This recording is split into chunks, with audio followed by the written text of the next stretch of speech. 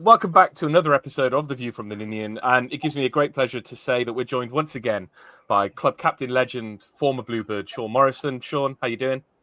I'm really well. Yeah, I'm keeping well. So thank you for having me on again. Thanks for coming back on. Well, no, exactly. I think that was the thing. We kind of set aside a couple of hours and we thought, easy, we'll get through all this kind of stuff. But your career at Cardiff City was so fantastic and took place over so many years that we only got about halfway through. Or I like to rabbit on a little bit. I don't know. Well, it made for good podcasting. I think we had so many positive comments and so much interest in the interview. So hopefully it'll be the same again this time. So I'm joined once again from my side by Ben Price. The two Bens will be here to guide you through. And I mean, look, we'll get into the kind of historical stuff, but there's a lot of interest. There's a lot of stuff going on around the club at the moment. There's a lot of rumours around this takeover. I mean, it would be remiss of us not to have you on to talk about what do you make of this takeover stuff. What have you heard? Are you excited about the possible change? And what do you think may happen over the next few weeks? Yeah, I've not heard anything from the inside or anything like that. I mean, you never know with the club whether it's actually going to get over the line or Vincent's going to be happy with the offer and accept. I know he's taken a lot of heat over the years, and he obviously does care because he's pumped a lot of his own money in. He's pumped a hell of a lot of millions into the club, and although a lot of the money he's probably pumped in hasn't come to fruition, or he hasn't been best placed in the right areas, but he's put his money where his mouth is, and some things have worked out, other things haven't. I think the club might need to go in a different direction. I think that's the feel of the fans, that's the feel of the people around the club. So I'm sure it's exciting from a fan's point of view with the potential investors to come in and maybe take the club in a different direction. But I definitely think Vincent deserves his flowers in some cases because he took the club on when he did, and we've had success in that period. There's been low points, and last year was a low point. But there's I hope whatever happens with the club, it's the right decision for everyone involved. I hope it's right for the manager, right for the players, and then the club just gets propelled in that forward momentum, that direction it should be going, which is firstly, let's get back into the Championship. The manager that's in there now, he's got a young squad, but I think there's probably not many managers that are best suited to bring a young group of players through. I was speaking to someone about it today, and I think with the likes of Ruben and Isaac and Joel and all these young players, even the players in their mid-20s and further on, you still have to be coached as young players, even older players. I was still learning lots when I was in my 30s. And a manager like Brian Barry Murphy, who's worked with some of the best young players in the country and helped them progress and have fantastic careers, I think he's the best man for the job to get the best out of the boys that are in there now. So I hope that from above he has the help he needs, and like I said, the club gets pushed in the direction it should, because it's a huge club, wonderful fan base, great people that work at the club. It's just been slightly mismanaged over the years, and things haven't gone right. And like I said, it's not a case of not putting the money in, or it's just, I think, probably being placed in wrong places or being managed wrong.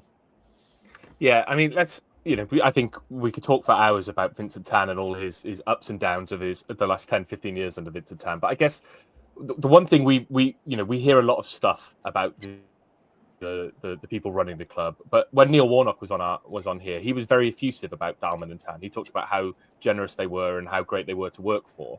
What was your experience as a player with, I mean, in particular, Vincent Tan? Because there's all these stories about him saying goalkeepers should shoot, defenders should shoot more, all this kind of stuff. Is that true? Or was there any other stories that you could kind of shed a light on what Vincent Tan was like as a chairman? I mean, I got on really well with Mehmet. I got on really well with Ken Chu. Again, really good people. But they're obviously trying to balance different things away from the club as well to propel money and other businesses Vincent owns. So they probably weren't able to spend as much time putting all their efforts into the club anyway, because they were elsewhere and they were back and forth to London and so forth. But Vincent, all the meetings I had with Vincent over the 8 years, he wasn't at a lot of the games, to be honest. He wasn't there that much. During COVID, we had Zoom calls and meetings, and he did come in most seasons, whether that be 1, 2, 3 times, but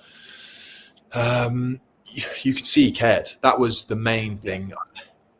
I think as players, obviously you want your chairman to be there as much as possible, somebody to guide and help, and but yeah, he wasn't there all that often. And yeah, we had meetings over the years that were, some of them were bonkers, but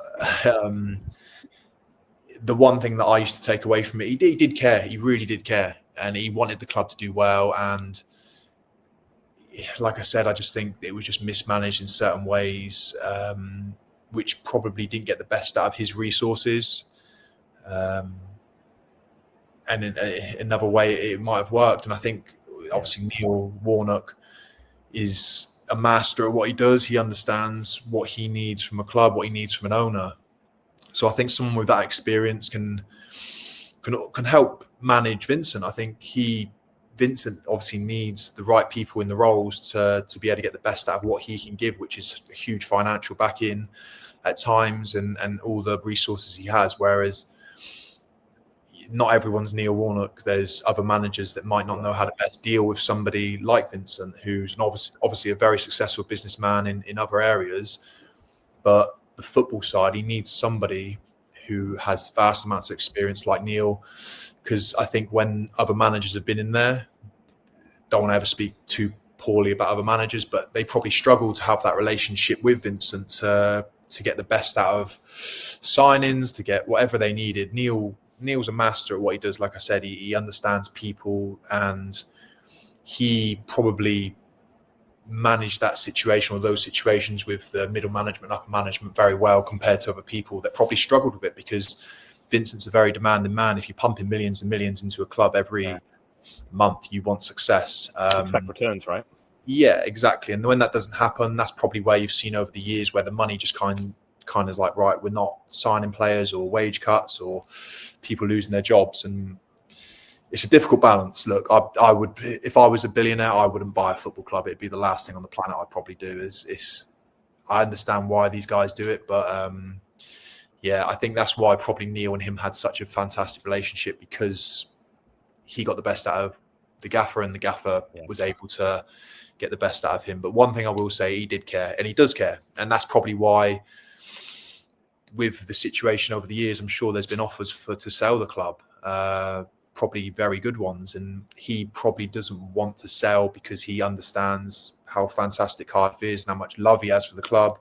And he wants them to succeed with him at the helm. And he'll probably see that as a loss if he was to sell the club and then the club was to start building and progressing again. He'd probably look back and feel a slight bit of disappointment. So I get it from both ends, to be honest.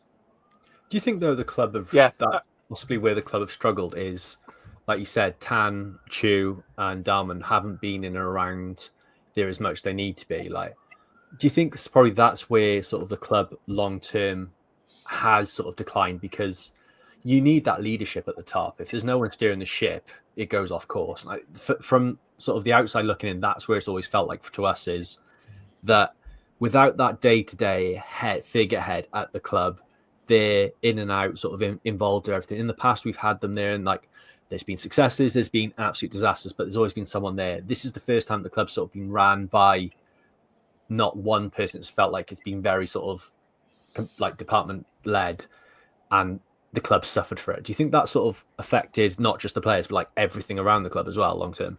Yeah, of course. I mean, I think any job, if you haven't got someone who's in charge, or I mean, if we went in as players and there's 25 lads and we didn't have a manager or assistant manager or fitness coaches or head of departments, we'd be running around like headless chickens. We're idiots. Like we wouldn't know what to do.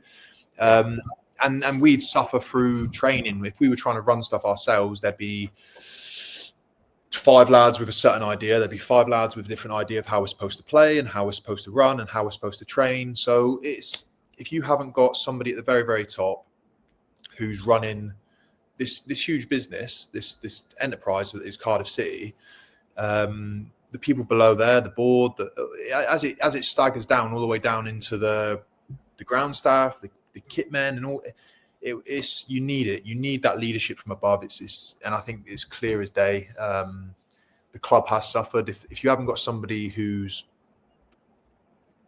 right, this is what we're doing, this is how we're going to do it, and then that doesn't filter down, there's too many ideas or communication errors, and it will slowly filter all the way down onto pitch level, which is where the players are at, and the managers suffer, the players suffer. You've seen how many managers there was last year, the year before. We've since Warnock left, it's kind of been like this.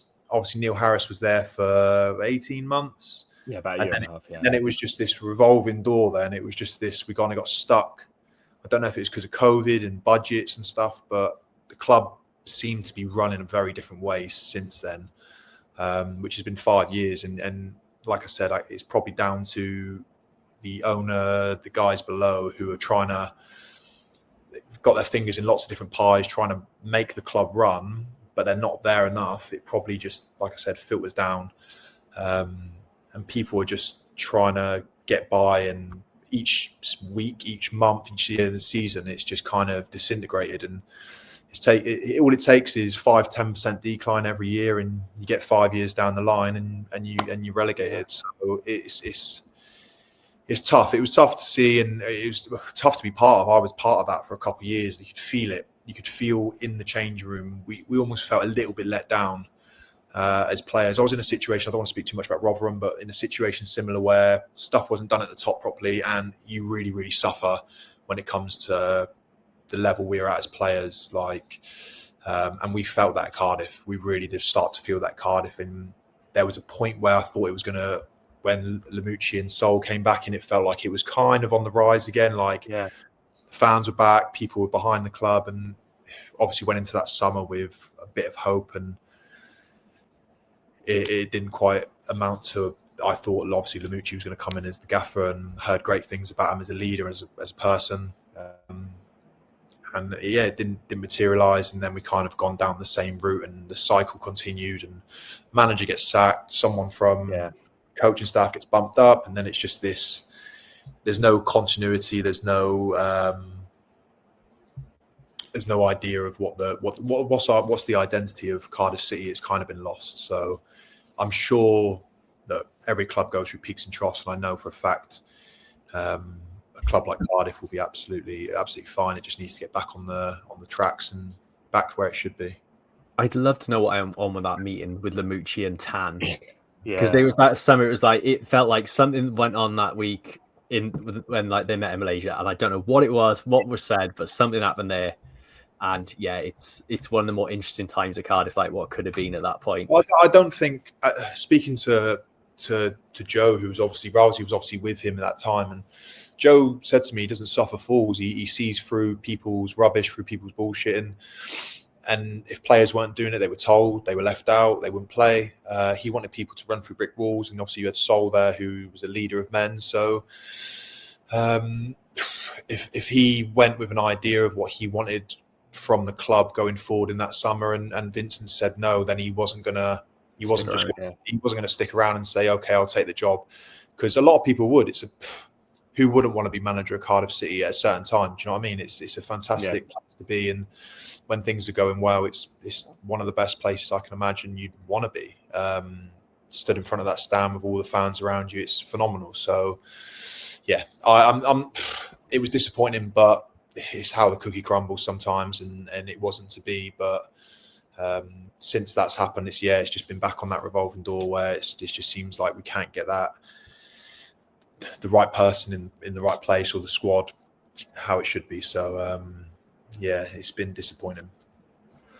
Well, let's go back to the start of that revolving door. I think where we left off last time was after relegation, and obviously the next season was the 2019-20 season. It felt like that summer we kind of splashed the cash a little bit. We brought in people like Volksy, brought in, was it Marlon Pack, Isaac Vassell, Aidan Flint, all that lot came in. But despite all that kind of new blood, the season didn't start particularly well that year. I remember kind of the Reading away game where we got spanked 3-0 was a particularly depressing day. I guess from a fan's perspective, obviously we got relegated that summer. It felt like there was a little bit of a hangover. Is that something you felt as players, or is a hangover from a previous season a thing? It's just the kind of thing that kind of is a cliche that's thrown about, but it certainly felt that way to fans. But was that something that you sensed as well? Not really, no. I felt really good going into pre-season. I was excited to be back, and we were obviously disappointed we got relegated, but we had played a year in the Premier League, and you come back down to the Championship, and for me, it's like, right, we done this 2 seasons ago. We can do it again. We've not got the same squad. We've obviously lost players, but we've gained players, and the squad we had in the Premier League, we had some really, really good players, like Josh, Bobby, Reed, and people like this. And when we went into pre-season, I felt quite confident about where we were going to be, and I felt like if we made some good signings in pre-season, we would be in a good place going forward. And pre-season was a pretty good pre-season, and we started the season really, really poorly, and I couldn't put my finger on it. I don't know what it was. The squad maybe was a little bit unsettled.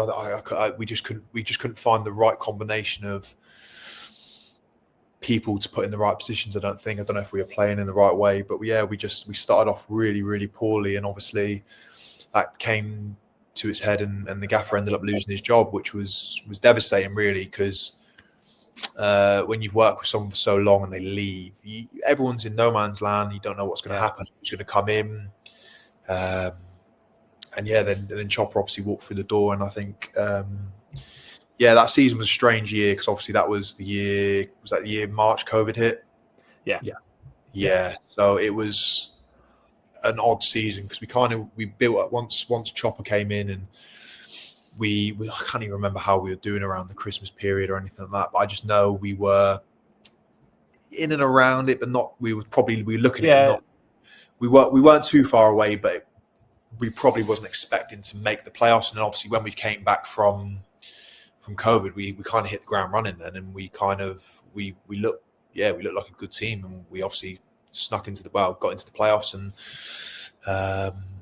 unfortunately lost obviously to Fulham, but it ended up being a fairly good season considering everything that went on, losing the manager, not starting the season great. And Neil Harris, I was a massive fan of. I liked him as a guy. I thought he was him and Dave Livermore, good coach. And he got the best out of players. I think when we came back from COVID, Tomo and Mendes come back on fire, and we seemed solid. We kept clean sheets, and we ended up getting into the playoffs. So it ended up being a half decent season, to be honest. What do you make of Lee Tomlin's time at Cardiff? It's one of those what ifs for us. That lad is just bags of talent, but obviously he came in the year we got promoted and never really found his place in the squad. Was loaned out the year we were in the Premier League, and then came back in after Neil left. Like you said, during the COVID times, sort of when you came back in that season, you think back to that Leeds game and like that assist and just everything he did. Like, bags of talent there, but it must have been like from the outside frustrating, but inside when you need someone to lift like that and them not being that, must have been so frustrating at times. Yeah, Tomo's talent-wise, he's one of the best I've played with. Stuff he used to do in training was ridiculous. He sees things before anyone else, can do things that no one else can do. Even though he was a little overweight, he was honestly, like, when he had the ball at his feet, he could still shift. He was quick, he was strong, he was skillful. Like I said, he could see things no one else could, but he's a little bit of a maverick in that sense, where you've kind of got to allow him to, and he's a great lad off the pitch as well. Like one of the best teammates. He was always laughing, always joking, great vibes. Used to keep the change room in a good mood.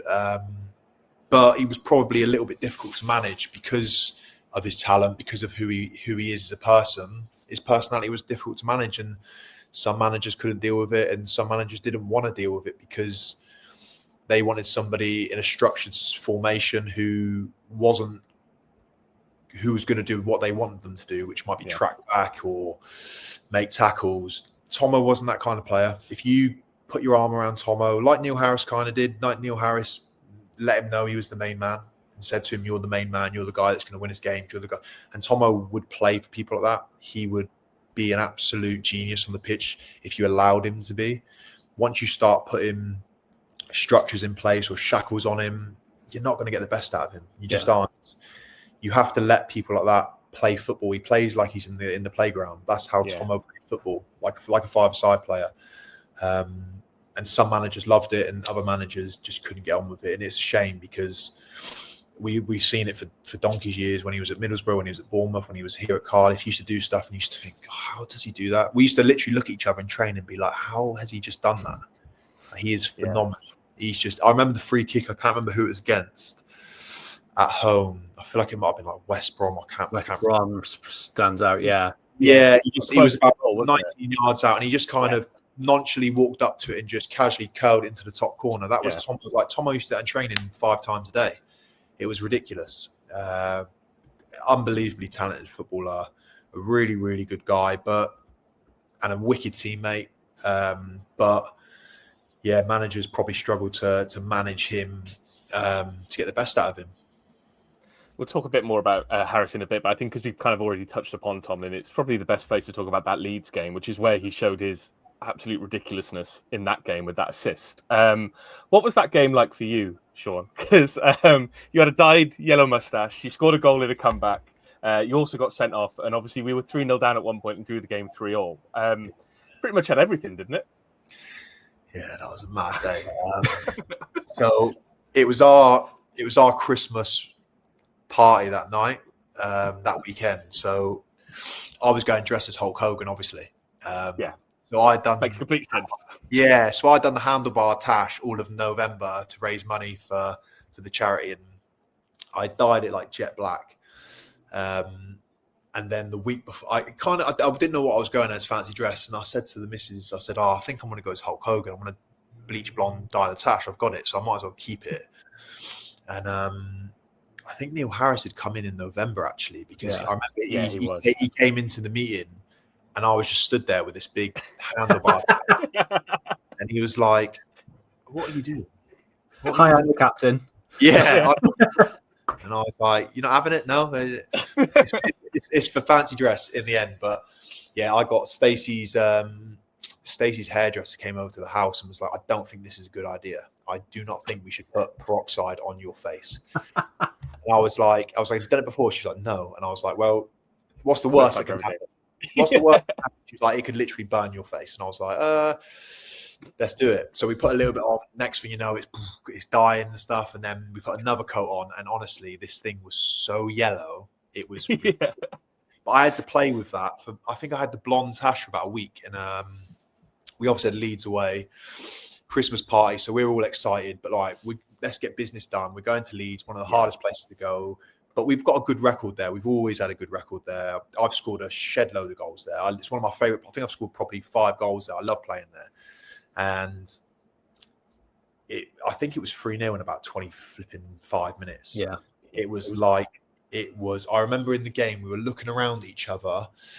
I think Flinty went off at half time, but me and Flinty were looking at each other and we were like, what is going on? Like, it just felt like we couldn't keep the ball and it was just in our half, just peppered, and they were having a field day. When you're at one of those places, when you're at Ellen Road and they are on it, it is a horrible place because you can't hear your fans. All you can hear is the roar of the Leeds fans. It's flipping. It's probably my favorite. One of my favorite. Yeah, it's one of my favorite away stadiums to play at. I love it. It's that old school feel. And so yeah, we're 3-0 down at half time. I've got a yellow tash. I'm thinking, oh my God, Christmas party is cancelled. There is no way. There's no way the gaffer's going to let us go on a flipping Christmas party if we've just lost 3-0, and so be it. Like, it is what it is. So we've had a bit of a rollicking at half time, fair dues, and we've kind of spoke to each other as players before we've gone out. We said, look, we can do this. We get the first goal, their fans will start to turn a little bit. If they're not battering us, they'll start to turn. And I can't remember who scored the first goal, to be honest. I think it was Tomlin, wasn't it? Because it was another one of those ridiculous goals. It was like a lob kind of thing. Yeah. Yeah. So Tomo lobbed the keeper, and then I scored a header, and then I remember the lad was going down the line, and it kind of, as it was bouncing, I was thinking, I'm getting there all day, and I've made a side tackle, and it felt like the ball was stopped on the grass, and he's knocked it, and I've just clattered him.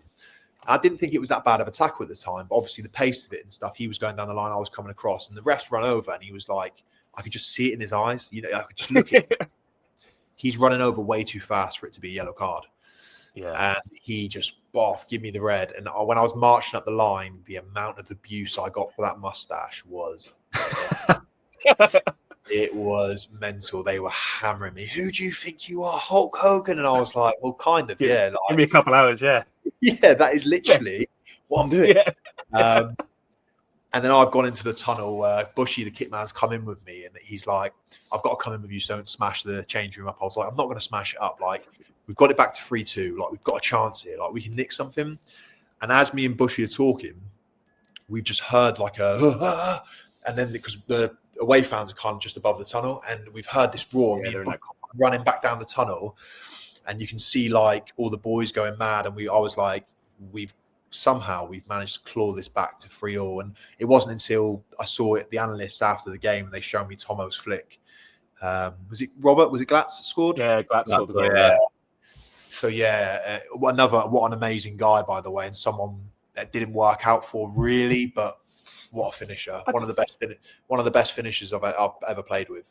His record at Hamburg's mental. Yeah, it's unbelievable. That's what I was going to say, right? Like anywhere else, he's a fantastic striker, but Barkey for more and Ken's a horse scorer. And I think when we spoke to Warnock about this, he was like, some players did hit more than 10 goals. We struggled with strikers, and he was one of them, right? In another team, he would have been fantastic. And like that finish against Leeds was perfect. It's just like the perfect weight on it. In training, the strikers used to always do like a little session where it was the goalkeeper coach would play balls from the edge of their goal to about 20 yards out, take a touch, keep the touch within the box, and then 20-yard finish. And honestly, he used to just wrap it into the corners, bottom corner, top corner. He was unbelievable. His feet, he was a big guy, but he was unbelievable with his feet. It just never. Some players come over from the European leagues and struggle, and I don't know if it's because it's so physical and centre halves kick the shit out of you. It's what we do best. He struggled to score the goals, but unbelievable guy and really good finisher. But he's gone on, and he's obviously had an incredible year last year. So just unfortunately never had it for Cardiff. Yeah. We kind of already touched upon the COVID season, but we'll get into that in a bit more detail now. I think it was an odd season for us as fans. Obviously, we couldn't go to those games. That playoff run, I remember it was one of the last games before COVID. It was the Barnsley game where Volk did the flip, and then Patterson did his like roly-poly. I can never remember if that was before or after COVID. No, it was during COVID, yeah. It was during COVID. And it felt like that was the start of just an amazing run during COVID, where we just didn't seem to lose. I think Leeds came to us, and that was when they had Bielsa, and we absolutely did them away. I think it was 2 or 3-0. Preston at home, Bristol away. It just felt like we couldn't not win during the COVID season. No, it was odd because the whole training regime, when we first come back in, you used to drive into training, you used to park up, you used to have to get tested, you'd walk down to the bottom pitch, you'd all be on these seats about 2-3 meters away from each other. Crazy. You weren't allowed to be anywhere near each other. Training was so disruptive. It wasn't like anything we'd ever done. It was kind of, it was almost like a mini pre-season, but you couldn't really do possessions or games or any real football-based stuff because of the distances you needed to stay. And then we just started the games, and it was just like, I don't know, we just got this feel. Once we won the first one, it just kept rolling, and then we got lucky in a few games with, like you just mentioned about, was that like the last minute one Pato scored? It kind of I think so, yeah. The Bristol game was like 85th minute, wasn't it? I think the Barnsley one was the last game before COVID, before the break for COVID happened. Yeah, you're right, it was. Yeah, and then it sort of Leeds, Preston. I think we never used to beat Preston, but we absolutely battered them. Yeah, 3-1. Yeah, it just felt like everything, all the dots were connected, and we just got once you get on a run and with momentum, and we just seemed to have a really solid group of boys who had a good changing room. And I don't know, because life was so obscure away from, everyone was just so happy to be back at work. Everyone was so happy to be all kind of together. Although it wasn't the same, it was different. Those 3 months in COVID, I know the weather was fantastic, and we were all spending time with our families, having barbecues, and But once we kind of got back to the football, it was like, yes, we're back, and everyone was super excited. And although it was so weird playing in empty stadiums, I can't even explain how weird it was to hear. Well, you could hear me abusing officials from the side of the stadium. Well, that's it. When you watch it on TV, it just echoed. You can hear like every shout just echoed, and it's so bizarre to what we're normally like, which is everything's kind of muffled because of the crowd noise. But I imagine as players as well, when you're kind of shouting at each other, maybe even shouting out tactics, it must have been so alien. Yeah, it was odd. It was so odd, and obviously when you score a goal, and there was just like silence, nothing. And you just hear like the bench kind of cheering away like in the background, and then all the boys running towards each other. It was odd. It was odd, but we got in this really good rhythm where we were just really happy to be back at work. We were winning games, and it was like, hang on, we could get in the playoffs here. We could definitely get in the playoffs. And it was the last game of the season against Hull at home, and I think we won like 4-0. 3-0, yeah. 3-0, yeah. And we just had this feel-good factor around the club, and we went into that Fulham game. Fulham were probably I thought they were the best team in the playoffs. Football team, they had a good squad. Yeah. So we knew that was the heart. And I genuinely felt whoever won out of us and Fulham were going to get promoted. I really thought, right, if we beat these over 2 legs, we're going to go and beat whoever. I think it was Swansea and Brentford. Yeah, it was. Yeah. I felt like whoever won our game was going to go up and get promoted. But yeah, we conceded a free kick in the last minute, and Tom Kearney scored to make it 2-0 in the first leg, which was a sucker punch. But we give it a good go away at Craven Cottage. We really did leave it all out there, and there was a couple opportunities. I think Glatz had one. He kind of blazed over, and Nelska scored early on, and on another night you might nick another goal and take it to extra time, and who knows what happens. But it ended up being a really good season. A season I think we were proud of as players, because it started off so poorly.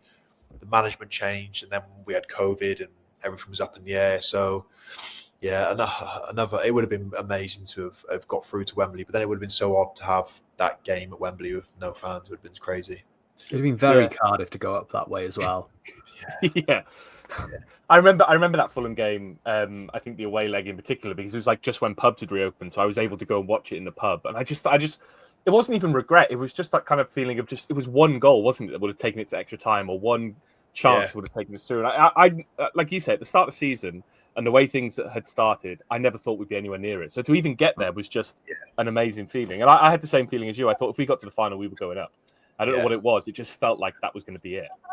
Yeah, I felt like Fulham were the best team, and I felt like whoever would have beat them in the semi-final, if they'd lost in the semi-final, I think that team would have gone on to win a one-off game. And with all that momentum we had, and the kind of feel-good factor around the place, I think if we had got, you never know. Obviously, Brentford had a good team, but you just never know. But I just felt like that semi-final game over 2 legs, it was the hardest one out of all of them, really, out of all the clubs to play. And we came close, but to be honest, over the 2 legs, Fulham deserved it. We couldn't argue with that. We weren't good enough. Not that we weren't good enough in the first leg. I think we did okay in parts, but we didn't put enough pressure on them. As much pressure, like second leg, second half, we really lumped on the pressure, and they struggled. They really did struggle, and I think they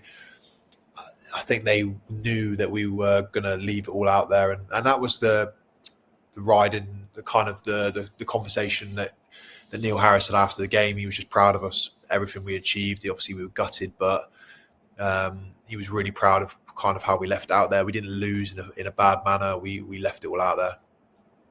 Let's talk about Neil Harris. I think, I you said you're a big fan of him. I think his managerial time at Cardiff was pretty good. I think he tried to get us playing football the right way. It felt like it was kind of like the right move from Warnock to Harris was kind of like the next step in terms of changing the way we played football. What was he like as a manager? What were the ideas that he put across, and how different was he to Warnock, who obviously we know has his merits, but what was he like? Was he a different manager? Was he a bit more of a man manager? That kind of stuff, really. From a personal point of view, I just had a really good relationship with him. I made my actual debut against Millwall when I was 17. Oh, wow. When I was 17, and I played against Neil, and we laughed and joked about it, actually. But so I played against him from when I was a kid and coming through, and obviously aware of he's a Millwall legend, but young in his managerial career. And I think there was parts of him that were phenomenal, like the way he went about his business and just general perception of him. I really liked him as a person. And there was other things that he was inexperienced with. He was a really emotional guy. He cared. He wanted to win. He was a winner. That's what I loved about him. He just wanted to win. And you need somebody like that at the helm for that to filter, like we spoke about at the start of the podcast, it filters down into the group. But sometimes, he sometimes didn't pick his moments of when to hammer the boys or when to hammer people. And sometimes he used to go off at the group or off at certain players. And it was probably not the right time. And that just was probably an experience of giving yourself 5 minutes after a game or a loss and kind of calming yourself down, speaking to your assistant, and then coming in. And that probably comes with just learning and doing in the job. And I'm sure he, as a manager now, I'm sure when he was at Millwall last year, obviously before he left, I'm sure he would still do lots of things the same, but he probably does a lot of things different because he's learned and he wants to get better as a manager. So as a person, Wicked, I really liked him, and I thought that he got the best out of people like Kiefer. Kiefer went on to have a phenomenal year, probably Kiefer's best year, which has set him up now, and he's gone on to bigger and better things, and he's absolutely flying. So he got the best out of a lot of our squad. Like I said before, Tomo, Mendes, the players you look at that can be game winners, he got the best out of them, and he knew how to trust the players and have a solid base. He was a player for so many years, and he used that experience as a player to get the best out of a lot of the boys. And I was gutted when he left because I know managers change and sometimes it's the right time, but I was gutted because he was a really good guy. Yeah, I mean, let's talk about that second season under him, which is obviously his kind of first season where he started in the summer. That was a summer where we signed Kiefer Moore, which you've already mentioned, Harry Wilson. Obviously, I think you've struck up a really good friendship with Kiefer Moore, and it seems like you guys are close. I mean, what was he like as a player to have on your side? I think we've been crying out for a player like him at Cardiff, someone just to come in and score goals, and it felt like that season he was absolutely unplayable. He's a goal scorer. For a big guy, he's powerful, he's quick, he can shift. He's not just your typical big man who's going to win headers, win flick-ons, bring the ball in. He's got everything as a footballer. He's intelligent on the pitch, not off it. He's not that intelligent off the pitch. But he's got a great football brain, and he brings people into play. And if you get him in between the posts in the box, there's not many players that are better than attacking a ball than Kiefer. Well, you've seen how many times he's had his head strapped. He'll throw his head in front. He'll throw his head in front of a bus. Do you think that gave him superpowers? Because I feel that the second he got that I felt like he should have done like similar to like WWE, is like cut himself before he goes out, come out with the bandage, and he'd have won the Ballon d'Or. Because the second he saw his own blood, he became unstoppable. He's one of the strongest men ever. I don't want to give him too many flowers because if he sees this, he'll be flipping buzzing. But he's one of the strongest lads in the gym. The weights he used to throw about, he's absolute machine of a man. And when he's on, he's unplayable. He's 6 for 6. The ball I used to love playing with Kiefer because Neil Harris, he used to. If we were keeping the ball around the back and it was a bit slow, he used to say, right, once it goes one side and comes back the other, as soon as it comes to the second centre half, take a touch at your feet. Kiefer goes on the diag. We're not messing around. If we can play through the lines, we will. But he is the option to spread the play because and we used to just clip balls up to him, and he used to bring it down on his chest, and we'd be out the other side, left wing, right wing, whatever side it was, and we just used to think, he was phenomenal. And when he was on it, honestly, he was such a good weapon to have. And if you're under pressure, you used to be able to just play up to him and he'd hold it up. And he's gone on to do it for Wales. He's gone on to do it for Bournemouth. He's had a hell of a career since. And I'm really happy for him because he's honestly such a good guy. And like you said, he would have been an amazing signing for Cardiff in the last couple of years, because they're crying out for somebody of that stature that's going to score 20 goals in the Championship. Can you put a long-standing question I've had about what did he use in his hair? Because this hair was immaculate all the time, and I had a long-running joke that I was like, I just don't know what he uses in his hair. What was his product? I don't know, because I think they all use the same thing. Like I think Harry Wilson used to use the same stuff as well, because when they used to scoop their hand through their hair, it would just go. There was no hair. It's unbelievable. But I'm sure I asked Harry about it, and he said Emre Can, when he was at Liverpool, used to use this stuff, and then I started using it. So I think it filtered into the Wales squad. So the boys that had their long hair, right, they use all this. I don't know what it is. I don't know if it's like a German product or what, but yeah, this stuff. It must take about 400 washes to get out. Yeah, because the big dope his hair didn't used to move, did it? He used to think. No, it didn't. It was so so like perfectly in place, and I've just always been jealous of it. Yeah. So my quest continues. It's fine. It'll keep me awake for the rest. I'll do some digging and I'll text you about it. Please, that'd be great. I can finally get my hair looking good. I do think with the COVID ones, I was speaking to Harry Wilson. You're saying about like the quietness of the crowd. What game was it where Kiefer's gets pulled down and Harry Wilson, all you hear is the stadium silence, and all you hear in the North Wrexham accent was Kiefer, red card. That's sort of the only good things that came out. One of the few things that came out of COVID that were just outstanding were just the cause. Wasn't in the Swansea game. Yes, like that was the Swansea game. Yeah.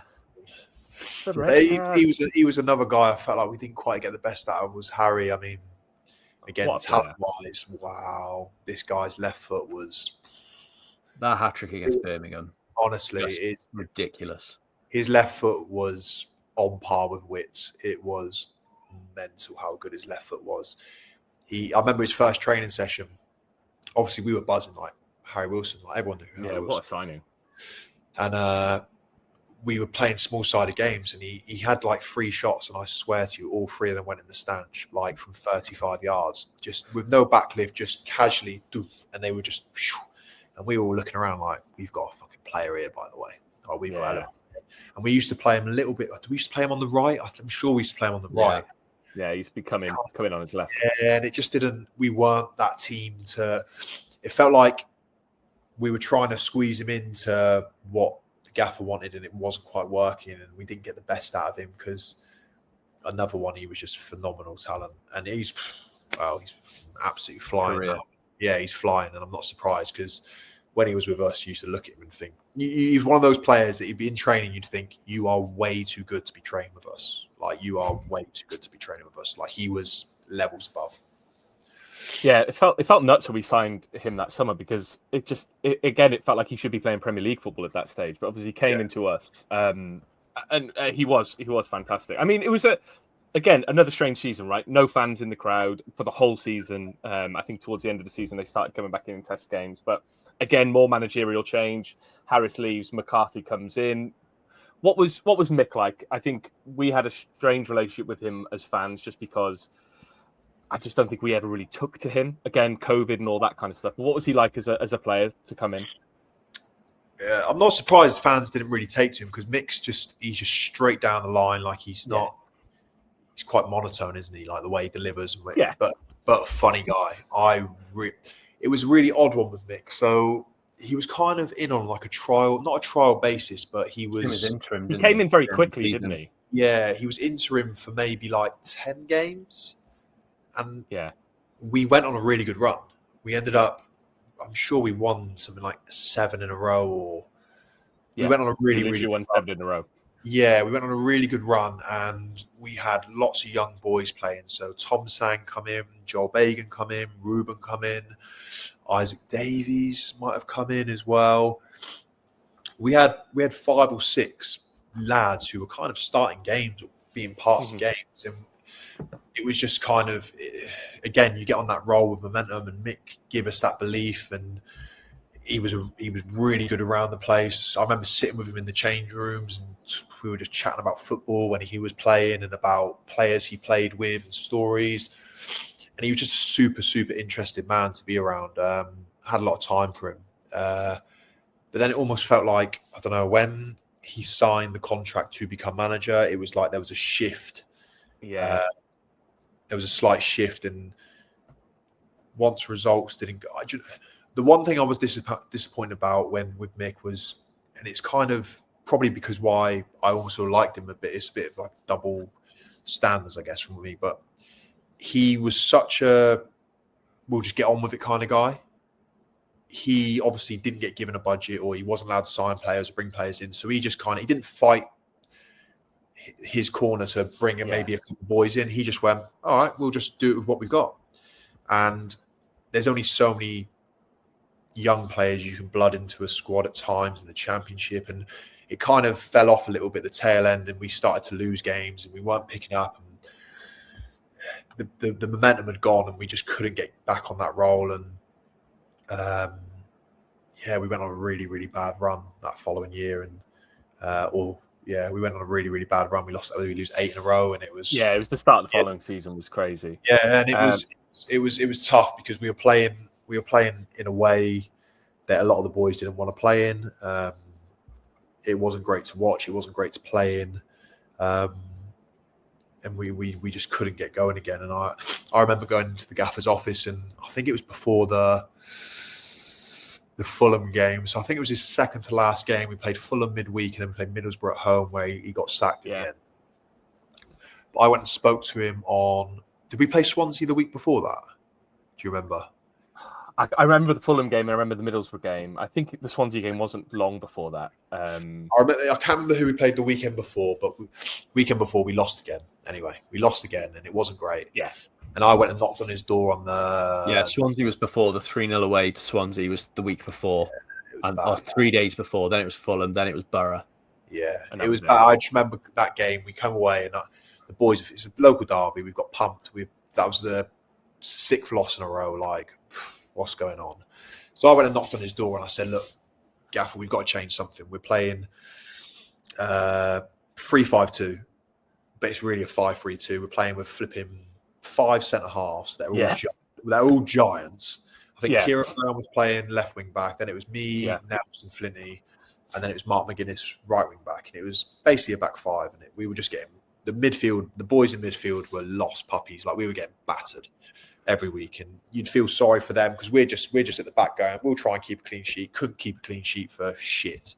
But then we never. I remember it being abysmal. Yeah, it was brutal, honestly. So I went and knocked on his door and said, look, Gaffer, we need to change something. We need to maybe look at going to a back four. We need to get an extra player up the pitch. The boys in midfield need help. Like, whatever we're doing is not working. We've lost 6 in a row. We've just been battered by our rivals 3-0. And we had a massive Barney, basically. I won't go into too much, but we had a massive argument. Yeah. And then the next night we played Fulham away, and we went 4-4-2, I think. And he left me out, and I was like, fuck no. Why did I go knock on the door? But he changed it, and I was happy. I was like, right, I don't care that I'm on the bench. Like, if this can be, and it was Fulham away, another tough game. But if we can get something out of this game, it will just stop the slump, and we can maybe get going again. We can maybe start to get a little roll, pick up a few points. We lost that game, and then obviously Middlesbrough, Warnock was back in town, and that was the final nail in the coffin. And it had to happen. That was one of the sackings you look back at and I go, that one was, as much as I like Mick as a man, respect for him so much as a bloke and everything he's done in the game and the stuff he done for me as a person and a player when I was there. Really enjoyed being around him, but that one was definitely the right time to do it because it was a sinking ship. It really was a sinking ship. It was just, you couldn't see the light. We'd come into training and it'd be like, we're gonna lose again on the weekend. There's no way we're gonna win a game if we're doing what we're doing. And then obviously got the sack, which you never want to see because him and Terry Connors, TC, wicked people, proper football people, but like I said before, it's just how it happens sometimes. And unfortunately, I think if we'd got him at a different time when the budgets weren't cut and COVID and stuff, I think we probably would have got a better version of the Gaffer and we would have had a better squad to work with. I remember that Fulham game because he just marched across the pitch, didn't acknowledge the fans at all, and you could feel it in the crowd. It was like, this is coming to an end. It just doesn't feel like this can carry on. It's not sustainable. Yeah. And it just felt like the relationship had broken down. I think I just put you right on something, and I want to talk about it, is the Swansea game from the season before, because the one we actually beat them at, where there were no fans. And you talked about the young boys, obviously. I think Sang, Kieran Brown all played in that game. I mean, that was one of my highlights of the COVID football, was actually beating Swansea at their place 1-0. I won 95 quid off Aidan Flint scoring, so I was very happy about that. And it just felt like a bit of a monkey off the players' back, because we never seemed to do well in the derby games, but that was the one we won. And even though the fans weren't there, it felt good. Did you get that sense of players as well? Oh yeah, no, absolutely. And I was so over the moon we done it at their place, because we took some batterings against them, and there's been some games where we just haven't turned up and we've ended up getting pumped, and they're horrible games to lose in. Even if you play well, they're disgusting games to lose in, because you know how much it means to the club and the fans and the people. It's the biggest game on the calendar. So yeah, go in there. I was gutted that there wasn't fans there, because I would have absolutely loved to have rubbed it in their faces when Flinty scored it. And it would have been at the opposite end to the away fans.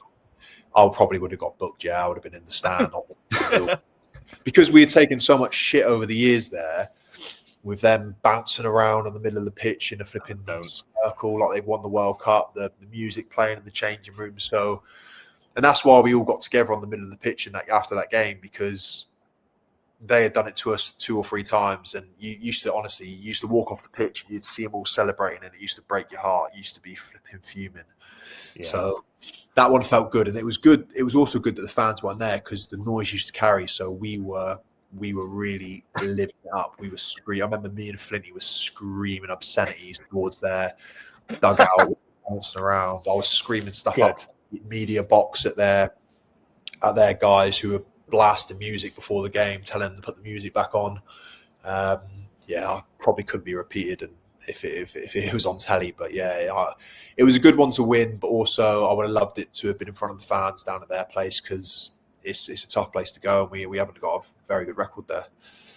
Yeah, I don't think I've been the last few, and I think a draw is the best result I've seen, and even that was last season. It wasn't the best result then. I guess, at that time you grew your hair. Do you want to talk us through growing your hair? I really like the long hair, by the way. You should bring it back. I know, I should bring the locks back, man. It's really short at the minute. Yeah. Was that just COVID haircut? Just trying it out? Yeah. Once COVID hit, I think I'd got my hair cut not long before.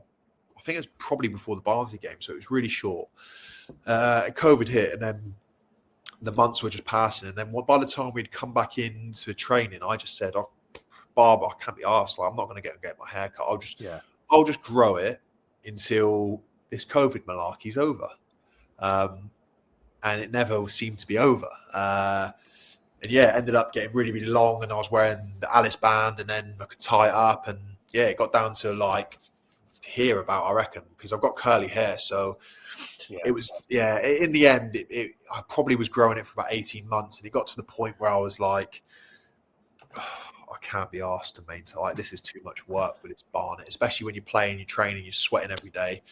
But I enjoyed it. I enjoyed growing it. Loads of the boys had mental haircuts. I remember Volksy came in and he had bicked his hair off.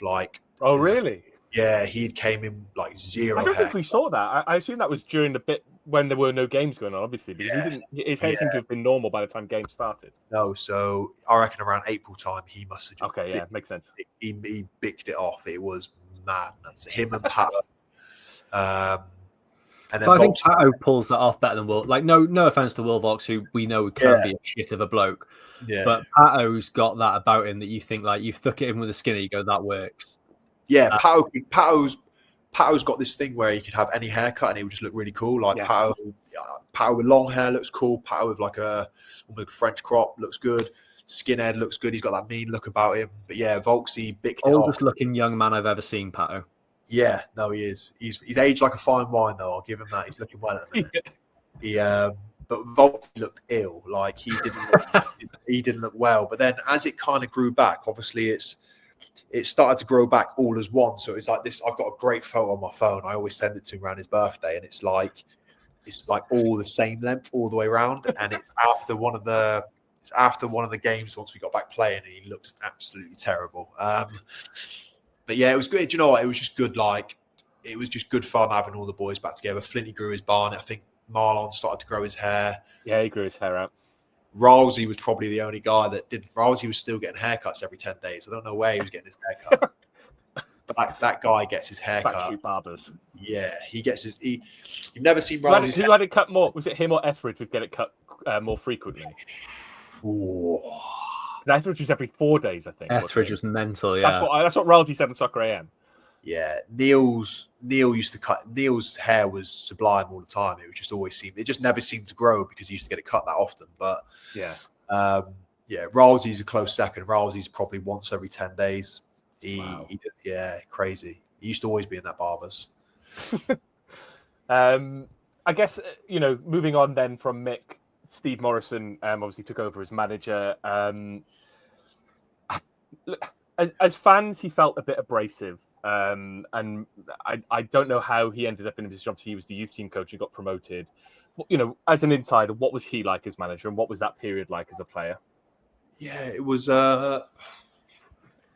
really odd because after the Middlesbrough game, when Mick got sacked, Mehmet had called me into the office and told me the manager's gone. And he said to me, we've got 3 games now until the international break. And he said, do you want to take it as caretaker to me? And I said, not really, no. I said, I don't really know what I'd be doing. And I also don't want to be in a position where a lot of these lads I've played with for a long time. I don't want to be the guy who's going to be changing out formations, changing personnel, because in 2 weeks' time, I've got to then go back to the changing room. I don't think it's right. So he said, what do you think about Steve coming in for the 3 games? And then we've got international break. So we're giving ourselves basically 3-4 weeks to find a manager. And I said, 100%. Steve will take over and do it. And obviously we've got, I think we lost, drew and won. The Stoke game was his first game, right? Which was when we were 3-0 down and he clawed it back. Yeah. So it was a surprise when they give him the job to the end of the season, if I'm honest. It didn't feel like it was the right thing to do. But also it kind of, with the writing was on the wall, it felt like that's the way the club was moving. They weren't going to go out and get this experienced manager, or they weren't going to go out and get a guy who was going to take the club forward.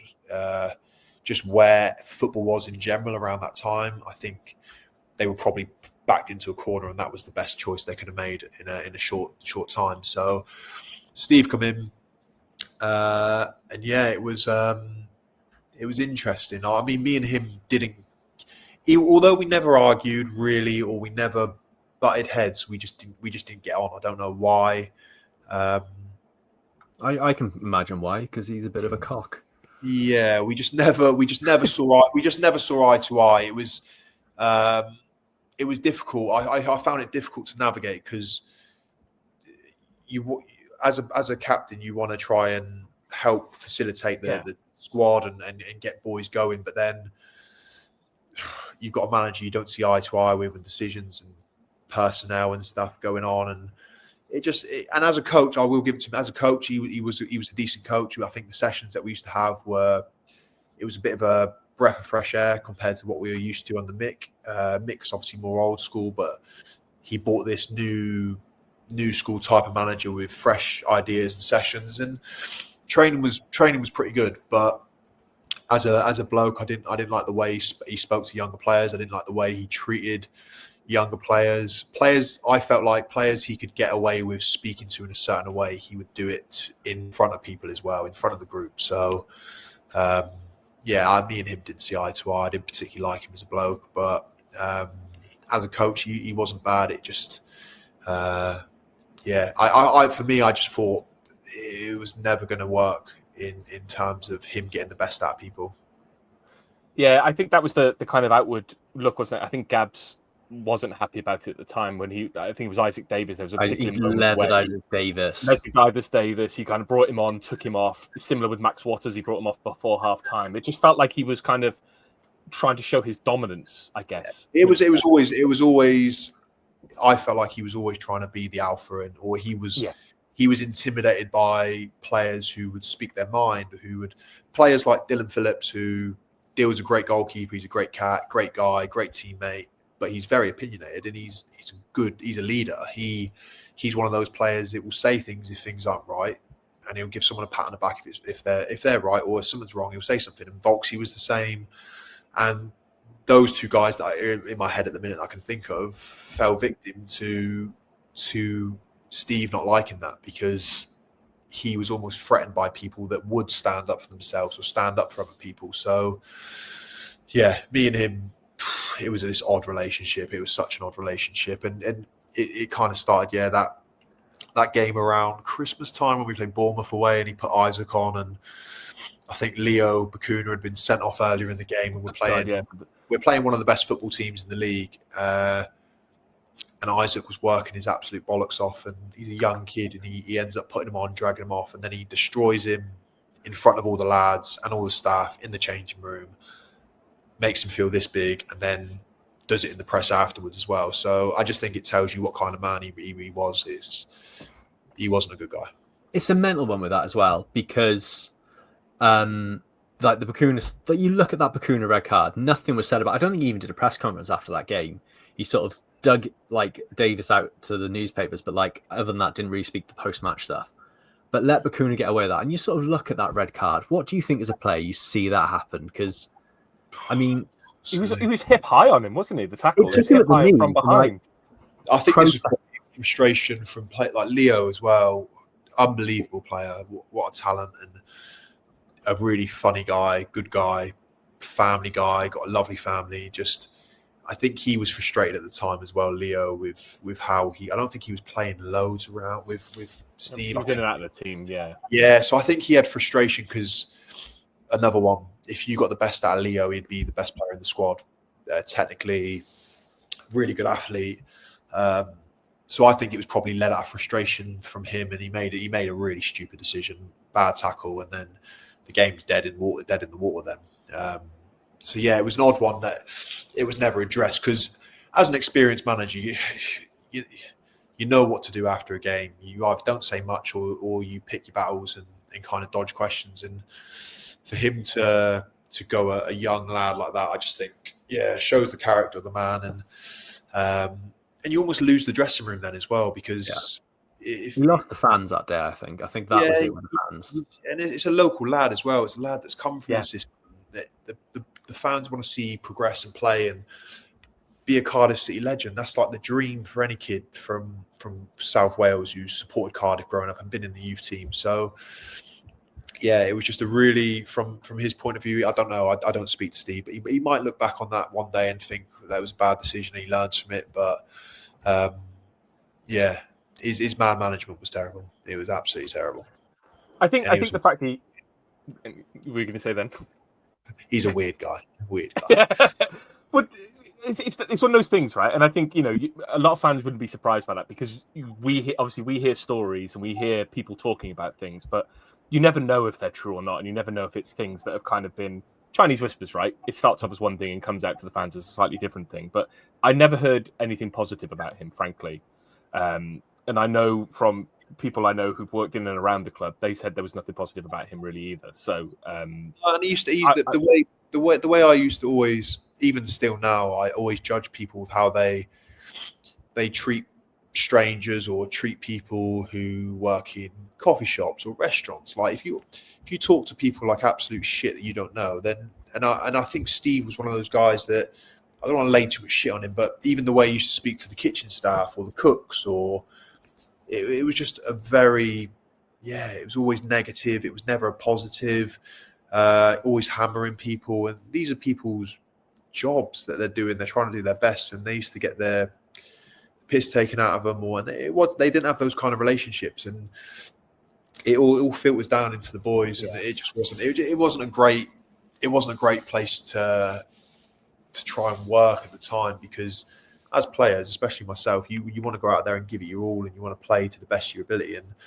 And also for me as well, he had pulled me and Flinty in when he first come in, and he kind of just said, "I don't believe you two can play 3 games a week." And we both looked at each other and said, "But we've been doing that." Flinty was like, "I've been doing that for my whole career," and I was like, "Well, same. I've been doing that for my whole career." I actually think I play better when I play 3 games a week, because you just get into the flow of it, you get your rhythm. So then it became this thing where I said to him, "Well, don't sit on the fence. If you're trying to keep us both happy, because we're both big characters, I'd rather you just choose Flinty or choose me." And Flinty was the same. Flinty was like, I'm a big boy, I can take it. Yeah. And I was the same. If you don't want to play me, absolutely fine. I'll be the best cheerleader there is. I'll train well. I'll do everything I can. But then me and Flinty started chopping and changing. Then Flinty would play 2 games. I'd play a game. I'd play 2 games. Flinty would play a game. And it was really difficult to start to get into a flow of, personally for me, because I didn't feel like I was playing great that season. I felt like I was a good game, bad game, good game, bad game. And I just couldn't get this into a rhythm. And then I felt like I was getting my feet back again around kind of that January, February time. And then I ended up doing my ACL against Barnsley within the first 20 minutes. And that was season done, which was then Cardiff career done pretty much. Yeah, I was going to ask about the ACL. I guess for fans, and it's become one of those injuries, right, that when you hear the 3 letters ACL, everyone knows that's a really bad injury. But what's it actually like as a player? Because I know it ends careers. It can be the end of a player's career, even though they might go on and play for a couple of years. What's it really like as a player to do your ACL? Because it just feels like the worst injury possible. Yeah, it's not a great one, because obviously it's the center of your knee, so it's basically the thing that kind of keeps everything where it should be. And it's where when you twist in, that's what the mechanism is, I believe, anyway. So once I did it, it was just the pop. I knew straight away it was the ACL, because I've done my lateral ligaments, I've done my medial ligaments, I've done pretty much everything you can do on the knee, apart from the ACL and PCL. So when I felt it, I knew I'd done one of them. Basically, it just felt like a pop in the middle of it. And then get the surgery, and then it's just, even to this day, like you have to get used to having this new knee. It doesn't feel like your knee anymore. And it takes time. I rehabbed for, we took our time with mine. I was in no rush, because I knew my contract was up. I wasn't in any rush to be like, right, I've got to get back for Christmas, or I've got to get back for November, because I was out of contract in the summer. We give ourselves 9-10 months. And then at that time, I was on the injury contract at Cardiff, so I didn't know if I was going to stay or not. But yeah, I was playing under 23 games for the young boys, and was hoping to stay. And I felt like I was the fittest I'd been in my career. I felt like I'd learned loads about my body during the rehab, because it's such a long process, and it is hard work. You really have to put in the work, because you've got to get back to, you had to learn how to run again. You have to learn how to jump and twist and turn and kick a ball again, because your knee feels so alien for such a long time. It probably took 2.5 years until my brain was like, no, this is my knee. This is what it feels like now. You kind of forget about it. It's still, there's days where it feels a bit more swollen than others, but yeah, it's not a great injury to have. You wouldn't wish it on your worst enemy, just because of the amount of rehab you've got to do to get it right and get back to trying to play elite football. It's hard enough to play elite football with a good body, let alone part of your patella, which is now your ACL. So the front of your kneecap is now, that ligament or tendon is now inside your knees. Yeah, it's that's crazy. I didn't realize that was how they treated it. Yeah, they can take the graft from a few places. So it's either usually the hamstring tendon or the front of the knee they take it from, depending on the surgeon and what they prefer. They usually like to do certain surgeries. Certain surgeons like to do the knee, some like to do the hamstring. So yeah, it's a weird thing. I shouldn't have. The day before I had the surgery, I went online and I was Googling like procedure of the ACL. Don't do that, yeah. Yeah, I was watching like animations of how they actually like that, because I'm quite a logical person. I like to know how things work, methodical. I was like watching it going, I should have done this. I tore my rotator cuff and was due to have surgery and did exactly the same. And I went, oh, that's really put me off now. And horrific. I was in a hotel in London the night before, and I was like, I'm really interested. Like I knew the surgeon as well. I'd met him before. I never had surgery from him, but one of the best knee surgeons in the country. And I was like, all right, I'm going to him. He knows what he's doing. He's done a million of these. And then I was Googling it the night before, and I said to Mr. Williams the morning of, I was Googling videos of the ACL surgery. I'm an idiot. I shouldn't have done it. He was like, once you get the gas and air on and stuff, and you fast sleep, you won't even know what's happened. And lo and behold, you wake up an hour and a half later, 2 hours later, and you've got this new knee, which has been working pretty well since, to be honest. So he's done a good job. Do you remember when you did it though? Because it was, for me, there's two ways people do their ACLs. It's either, I remember Reece Healy did his against, I can't remember his against Rotherham, when he was just breaking into the first team, and you could see then and there it was a bad, and his knee jarred, and it looked horrific, and he proper went down. You could see he was in like extreme pain. And there's other ones like yours. You sort of went down, you held your knee, but you wouldn't have known it was like. Oh yeah, no, I didn't. I didn't have any pain at all. I just felt like it felt like someone had just cut like a really taut elastic band in my knee, and it was like, boop, and I just felt like that's weird. Ooh. Yeah, and I knew straight away. That's why I just held my knee. You know, when you hurt yourself, and you really hurt yourself, you don't want to move, do you? You just like, and that's kind of what I did. And that's I've known lads who have been in agony, gas and air on the pitch, getting stretched off, crying.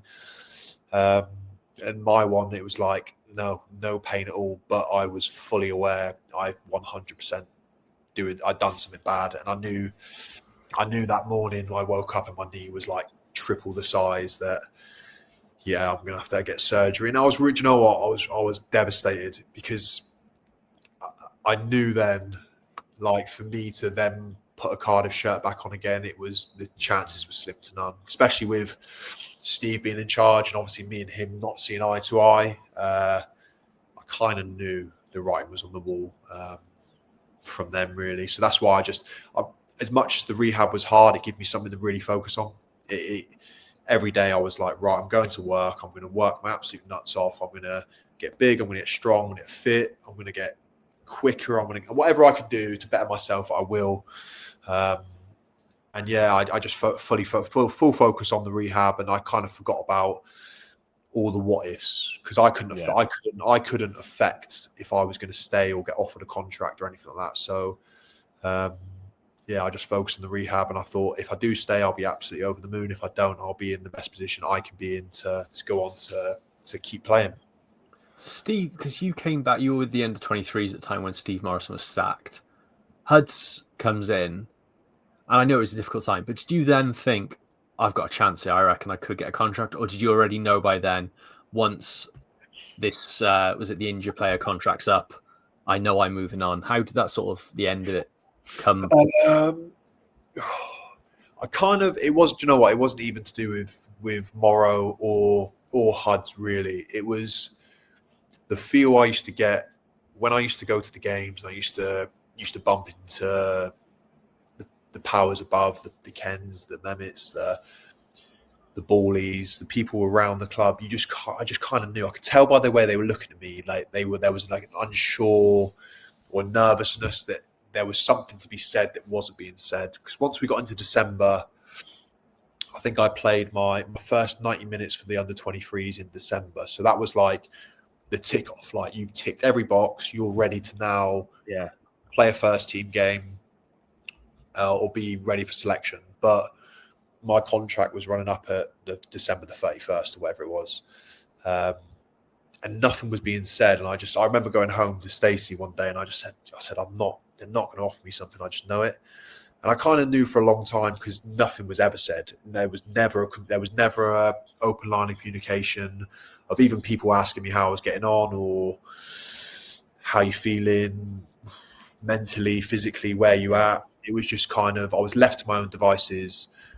And the physios, I owe Matty May, James Rowland, who's there now as the head physio, and Chrissy Lewis. Those boys looked after me, and without them, I wouldn't have been in the position I was, because they literally didn't drop stuff for me, but they treated me as if I was still on a proper contract as a proper signed player, which they didn't have to do. They could have written me programs out and let me crack on, but those three boys looked after me and give me the best rehab I could have asked for. So apart from those three and the boys that were there that I knew, it was kind of, I was left to my own devices to just crack on. And like I said, I focused on the rehab, and the writing was on the wall. I knew well before I got pulled into the office it was probably a week before Christmas with HUDs, and he told me they're not going to offer me anything. I was fine with it. I'd got my head around it way before that conversation anyway. So it was unfair, I felt, on HUDs to have to tell me. I think it was just, again, something the club probably dealt with poorly in terms of delivering. It should have been somebody other than HUDs who had been caretaker or manager for not a very long time, and someone I had played with and had a relationship with. It shouldn't have been up to him to have told me that. So again, once that conversation was had, I didn't have contact with anybody above managerial level. It was odd. It's as fans, as we opened with, we talk about our relationship with the hierarchy, but you think as their former captain, as their leader on the pitch, you think they just owed you a little bit of a conversation or a little bit of a thank you. It felt like an unsatisfactory end for everyone involved. Yeah, and that's what I would have liked. I'm not an idiot. Like I wasn't going to play for Cardiff City till I was 35 years old, when my body's given out and I'm running around like a flipping old man, broken to bits. But I'd had 8 fantastic years there. I absolutely loved every second of it, and I'd given so much of my body to that club. I'd had multiple operations, breaks, and fractures, broken wrists. Yeah, there was so many, and I used to some games. I used to get off the coach to a game, and I used to think, how am I going to play 90 minutes tonight? I can barely move, or something's hurting, and you just do it because you want to be there for the boys. You want to be, you know how important you are to the squad to be part of it. So I give my all to the club, and I wasn't expecting anything. I wasn't expecting to have this grand goodbye or anything like that. I didn't ask for that. I didn't want that. I'm quite a normal bloke in the sense of I would have loved to have played one more game and been able to be on the pitch for one last time. That would have been fantastic for me. But to not have anyone from the managerial, like above managerial level, to even have the conversation or ring me and kind of front the decision. I was never mad at the decision. I was never angry at being released. I was disappointed in how I was released. And conversations that I never had. Because they would have been great conversations. They would have been absolutely fine. As the one with HUDs was. We had a big hug. He was really upset and he felt really bad on me. But I was like, mate, it's fine. Like, it's absolutely comforting fine. Him.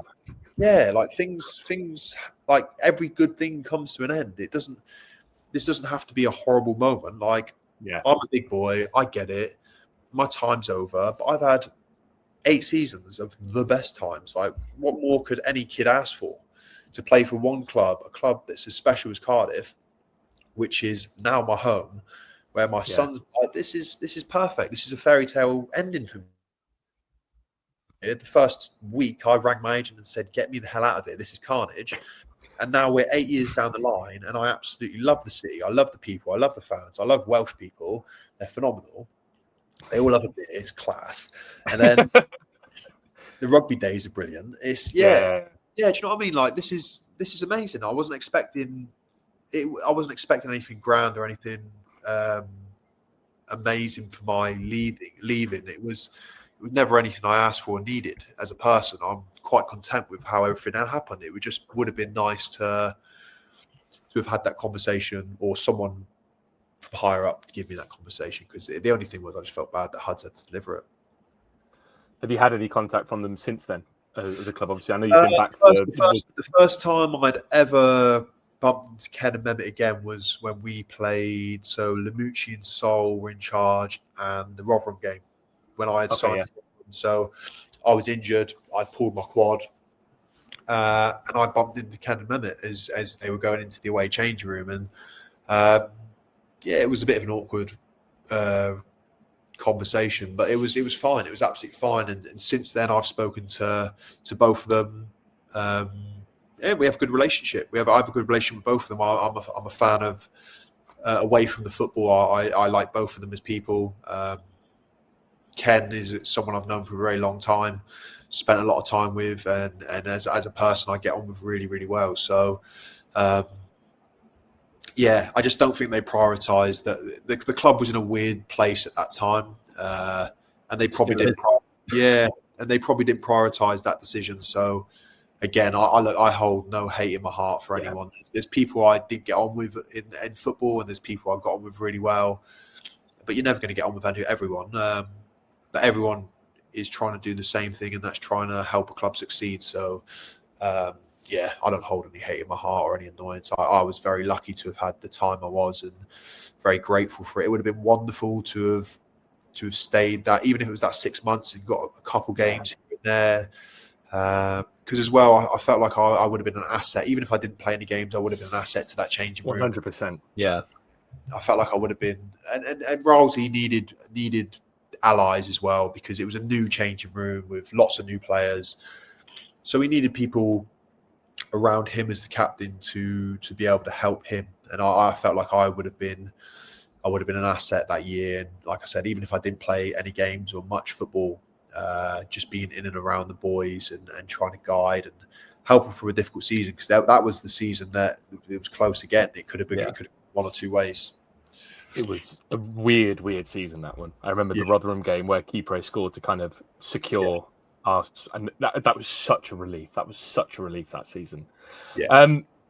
I mean, we've kind of come to the end of our questions, but we thought we'd round off and do some quick fire kind of names at you and give us your reaction to the players. So the one player we kind of haven't touched upon, and I think it's because he kind of got lost in the COVID stuff, was obviously Peter Whittingham. And I think, your time at the club crossed over with Wits is kind of ending of his time at the club. And then obviously he tragically passed away during COVID. For us Cardiff fans, we just love hearing anything about Whittingham. Every time we've had a player on, they've spoken about how much of a great guy he was, how much of like a football nerd he was, and how much of a really funny guy he was in the dressing room. What was your experiences of Wits? Just to kind of whenever I think about him, he just brings a smile to my face, because he was such a.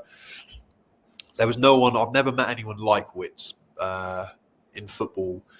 He come across. He obviously take away the ability he had. He was an incredible footballer, wonderful football brain, incredible left foot. Right foot was better than most people's right foot, and it was his weak foot. But just as a guy, he was hilarious. He was so dry. He was just funny, man. He was just a funny guy. He used to have us in stitches every day. And like you said, he was a football nerd. He was the biggest football, but he used to pretend he hated football. So he had this, that was it. He used to pretend like he didn't like anything. So you're like, Wits, what do you like? And he's like, I don't like anything. And you're like, you don't even like football. And he's like, I don't like football. But he used to know every player, every manager. He used to know stats of clubs winning stuff. Like, he was like the typical guy who grew up playing Football Manager that knew all different young players that were coming. He was just a wicked guy. Wicked guy. He was funny as anything, and just a wonderful footballer, and top bloke. And it's just it's devastating that he's not with us anymore. Yeah, I think again, it was kind of the way he left the club, and I think there was talk of a testimonial for him. It would have just been amazing to see him that kind of one last time, and obviously it happened during such a weird time that I think as fans, again, we never really got to kind of have that moment with him. But I think for us, he gave us, similar to you, he gave us the best years of his career, and was involved at the club for such a great time, and his left foot was wonderful. The whole testimonial thing, we used to say to him, like, he used to bump into him, obviously, in Cardiff stuff, play golf, football, drink, whatever. And you used to say, like, the doc, Len used to say to him all the time, like, Pete, are you going to have a testimonial? And he used to just be like, why would I want a testimonial? Like, why would I want to put my football boots back on again? And he used to it was typical Wits, like, I don't care, like, whatever. Like, you're an absolute legend. Just do it for the fans, do it for the family, do it for whatever. And he used to just be like, maybe, we'll see. It would have been wonderful. It was, like you said, because of when it happened, the time, and if it all happened, it was just, devastating. It was, yeah. I think, as fans, he's just up there for us, and I think it's always great just to hear what people thought of him. I always remember just his like nonchalant shrugs. He would do a really bad tackle and just go, well, "I've done that," or he would whip a ball into the box and just shrug. He never celebrated a goal. He used to score. He used to score absolute screamers, and I can't remember. He scored a free kick. I think it was against Ipswich. Like, I'm sure Slady was in charge, but he scored a free kick against Ipswich at home. I'm sure it was Ipswich, and he's just from 30 yards barreled one like around the wall into the top corner. And I'm running like towards him, like what a goal! And he's just like same. He just got his arms out, like fuck him. That's what I do. What I do. He scored the goal of the decade against Barnsley a few years before you joined. And he's sort of getting hugged by like J. Emmanuel Thomas. And he looks annoyed that he's being hugged and someone's touching him. And it's like one of the most unbelievable goals you've ever seen. He's brought it down like off the knee and volleyed it into the top, like across the keeper top bins. It's ridiculous. And he looks annoyed that someone's hugging him. It's just hilarious. And you would say when I joined the club in 2014, Wits was probably, he wasn't at the seasons before that. He was like, he scored 20 goals one year. Like, he was phenomenal, team of the year every year, all that stuff. Yeah. He was still the best player in our team by an absolute country mile. Yeah. He might not have been able to get around the pitch as well as he was a few years before, but he was still the best player in our team by an absolute country mile. And he used to make us tick. Whenever he was on the pitch, you could give him the ball. He was, what a guy. Yeah. Let's do some quick fire about some of your other teammates. We'll start with Nathaniel Mendez-Lang. What, do you want me to say, like a few words about them, or? Yeah. Just kind of like, what's your instant reaction when you think of these players? Okay, Mendez, massive neck, fat head. Junior Hoyle. Junior, coolest guy on the planet. Fabio. Energy, just everything. Not even on the pitch, just off the pitch, just like a Duracell bunny. Neil Warnock. Legend. Big Ken Zahor. Powerhouse. Craig Noon. Hilarious. Pilks. One of my best mates. Bruno. Classy. Matty Connolly. Baresi. That's what we used to call him, Baresi, because he was just honestly unbelievable. Just used to dribble with the ball like he was. Yeah, what a player. He's one of the most underrated players I think I can think of for like the last 20 years at Cardiff. Just so good. Unreal footballer. Unbelievable footballer. Di Marshall. Die. Yeah, just Welsh, isn't it? David Marshall, Di Marshall. Dave the Save. Marshy, Dave the Save. Great captain, incredible goalkeeper. And then Neil Etheridge. Too many haircuts. Peltz. Machine. Sol. Hero. And then the last one, because we haven't asked you about this, Richard Keogh. Richard Keogh. Oh, goodness me. Is that time? Yeah, we'll leave that one right there. Too much has been said, right? I actually got on with Richie really well. He, good relationship before, after all that controversy and stuff. But he took it pretty well, to be fair. He took it on the chin, and it was, like I said before, I don't know if I spoke to you guys about it, but initially it was between our setup, a few sets of our players, a few sets of their players. And so it wasn't like it was news to him. He had seen the video before it even come out, and we had received stuff from them, and we had fired stuff back, and lo and behold, that fucking video gets released. Yeah. So yeah. Nah, me and Keezy, no bad blood, I don't think. I feel like it's the sort of thing that happens all the time, like players just slinging abuse at each other just for a laugh. And it just got leaked because people are dicks. Yeah, it happens I'm sure it happens all the time. And it was just that situation with how it happened as well. It was just, the wrong people got trusted with the video, and it just, it wasn't funny though. It was a very funny movie. It wasn't great timing. I cannot stress that enough. When I'm driving home from buying some decking for the garden, and about 2 weeks later, and Gaffer flashes up on my car, and I'm like, know what this is about. And then we had a really awkward conversation, and then we went into his office the next day, and he was like, "What's this about, son?" And I'm like, "Oh, Gaffer." And then obviously we had to play him in the fixture that got called off. The pressure was on to get promoted. It was terrible timing, terrible timing. But it all worked out. It all worked out, and some of those phrases still live rent free in my head. So I could just say thank you for that, because it makes me laugh every time. Well, Sean, we've come to the end of our questions. I just can't thank you enough for coming on and talking to us. It's been a real joy just to hear about the insights from the club and your time.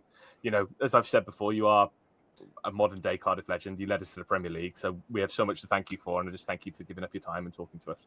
No, thank you for having me on. I've absolutely loved speaking to you guys. It's a real pleasure to speak to guys who love the club as much as you guys do, and you can see how much you guys care and how much you want the club to succeed. So for me to come on and speak to you, it's a no-brainer, and it's my pleasure. I honestly mean that. Really appreciate it, mate. Thank you very much. Yeah, like I said, we've just enjoyed it. So, I just love the fact that you've made Cardiff your home. You know, like, players come and go, but the fact you're still here, it just means so much to the fans. So just again, thank you. No, thank you. And I will find out what Kiefer Moore uses in his bar. Yes. I'm gonna finally get my hands on it. I can't wait. Thank you, Sean, for joining us. If you've been watching on YouTube, please like and subscribe and all that good stuff. And we'll be back with new podcasts soon. Thank you very much.